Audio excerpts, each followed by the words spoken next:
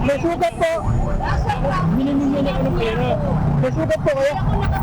Isang vehicular crash ang nirespondihan ng UNTV News and Rescue sa EDSA Muñoz southbound Barangay Kaingin, Quezon City, alas 6 ng gabi, September 10. Pagdating sa lugar ay kaagad na inassess ng team leader ang sitwasyon sa lugar.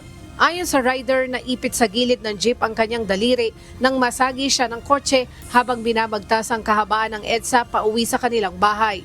Saan po nadali? Sa jeep. Inalis ko yung jeep. Sumabit kayo sa jeep. Inisip niya, kasi nakaguro ako. Wala namang masakit sa inyo? Wala naman ako na-cancel yun sa jeep. Hindi po ako bumagsak. Hindi mo wala yung jeep, bumagsak ako. Hindi po ako nahihilo. Hindi naman. Hindi kayo bumagsak. Hindi. Kasi kung wala yung jeep, bumagsak ako. Naipit kayo doon sa jeep? Naipit ko sa jeep. Sinuri rin ang vital signs ng pasyente.